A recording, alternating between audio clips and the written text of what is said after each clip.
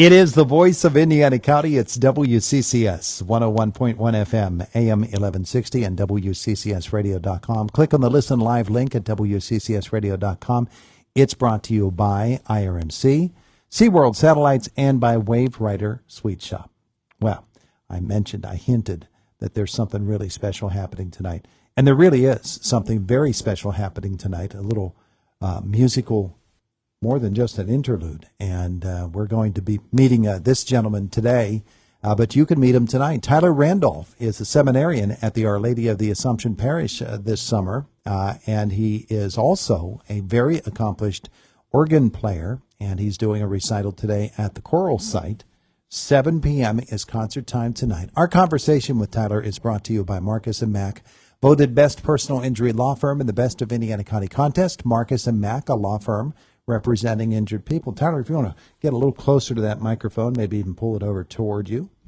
There we go. Good morning. Good morning. Good morning. It's good to have you with us here today. Thanks for having me. So, do you do the crack the knuckles thing before you sit down at the keyboard? Oh yeah, crack the knuckles and put on the shoes. We have special organ shoes. So oh yeah. I often feel like Mr. Rogers. I before I get on the organ bench, I sit down and take off my shoes and put my organ shoes on, and they're kind of like dance shoes. They have a little bit higher of a heel, so that way you can use both feet to kind of dance over the pedal board. Really? Mm-hmm. Yeah, a lot of people don't know that.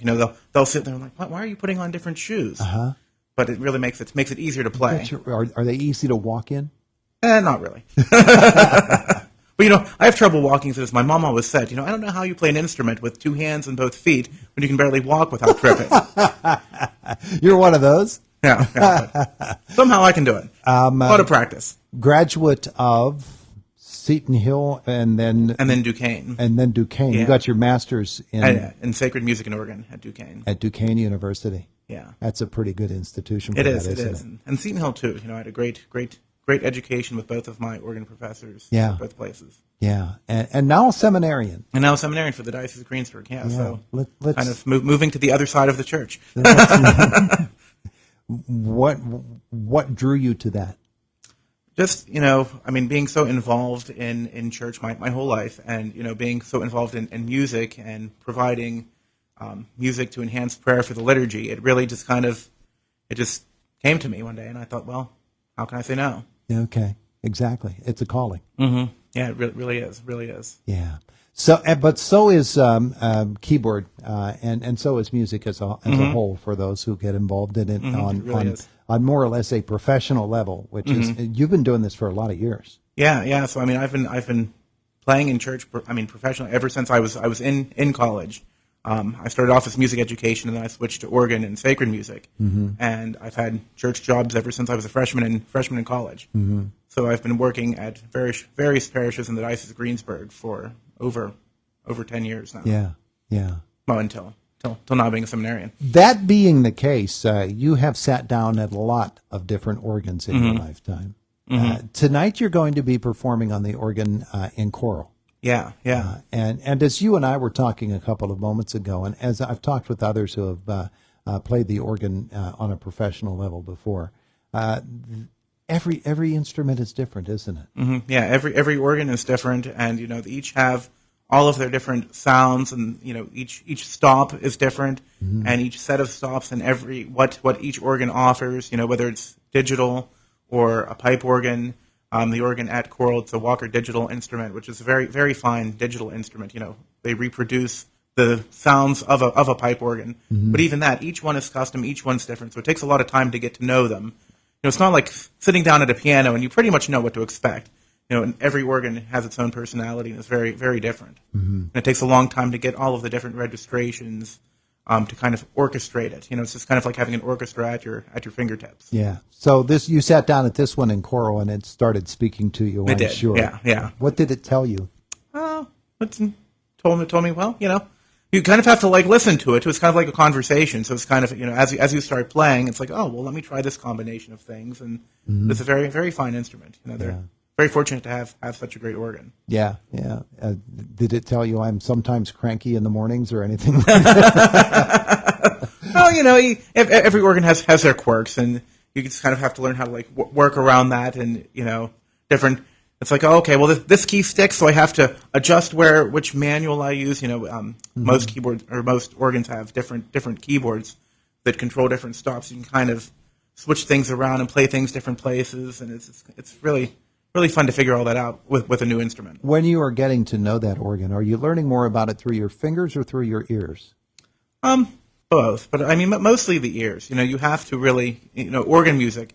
There's such a wide variety of organ music, and I hope that my program tonight is kind of a wide mix of different types of organ music from the different schools of organ composing. Mm-hmm. But you really do have to use your ears, because a lot of times a composer will call for a certain registration or certain sounds to use at different times, but you can't really just go by that. You really have to use your ears and each specific instrument, because the different sounds of the organ, an oboe on one instrument might not sound the same as an oboe on another instrument, and you might find a different stop that sounds better. So you really do have to use it. It takes a lot of time and kind of artistry to listen to that and kind of see, okay, well, what sounds best? Yeah. So, well, tell me about the program tonight. How have you constructed it? So it's what I would call a very, very audience-friendly, not a lot of big, heavy organ works, but just a lot of kind of crowd-pleaser things. But from the wide variety of the organ literature, we have some German Baroque, Dietrich Buxtehude, and German Romantic with Mendelssohn, and a few English organ composers, and American contemporary. My last piece is by Gordon Bulk Nevin, who actually has some local ties. He worked at, I believe, 2 churches in Johnstown and a church in Greensburg back in the early 1900s. So, I was thinking, oh, well, he probably passed through this way between one to another many times. So a wide variety of music that I think will something for everybody. In the organ literature, are the European composers vastly different from the Americans? It depends on time period. Really, with organ literature, you have kind of time period. Just as you have with any kind of classical music, you have the Baroque period, classical, romantic, modern. But then each kind of country, each school of organ composers has their own flavor too. Between French and German, English and American, those are kind of the big hitters in each of the different time periods. So to kind of create a program that has a little bit of everything, it really is kind of difficult, but also it's kind of fun to kind of pick things from different time periods and different nationalities and kind of weave them all together. Tyler Randolph is our guest this morning. He's performing an organ recital tonight at the Our Lady of the Assumption Parish in Coral. And when you think about that church and the other church there in the parish, the 2 instruments on which you play at the 2 different churches, are they vastly different themselves? Yeah, they are. So the church in Lucerne, it's an Allen digital organ. Probably about the same age as the one in Coral, but it's very different too, and it's a nice instrument too. But it's very different. So I really feel for the music director of the parish, Joey, just such a good job. But to play each one, it's different, and to have to prepare stuff for both instruments on the same weekend, it's a lot of work. I would guess that, especially for someone who in your profession must actually be a very exacting person, you have to really get to know the instrument. How long did it take before you were comfortable on this one in choral? There's always something when you sit down at an organ that feels familiar, and the way that they're laid out, each organ. If it's what we call an AGO standard, the American Guild of Organists, from the early 1900s, there's a certain way that the pedal board is and a certain distance of the manual. So there's a certain comfort that no matter what organ you go to, you should feel somewhat at home. But a lot of the discomfort is using your ears and tonally what stops are different and how they're laid out. So that way when you're playing, there's a lot of what we call pistons that you can set your registrations to get to easily, but there's a lot of what we call hand registering. So like if you're playing something, you want to add a stop real quick, to know where all of these are. And like the organ in choral is stop tabs, so they're up in front of you, and you have to kind of tap them down or push them up. And the organ in Lucerne is kind of like what I would think of more traditional, like full stops, draw stops, draw knobs. And so even that's different. Whenever you're going to a different instrument, it's kind of like, okay, the keyboards and my feet, they're here, but where are the stops and how can I get to them quickly if I need to, and what am I actually grabbing? Mm-hmm. And is it going to be what I think it is? Tyler Randolph, our guest this morning here on Indiana in the Morning. You're one of two seminarians at Our Lady of the Assumption this summer, right? Yeah. Mario Pareca is my partner this summer, and he's a professional chef. So it's interesting having different. We have a musician and a chef. So dinner and music.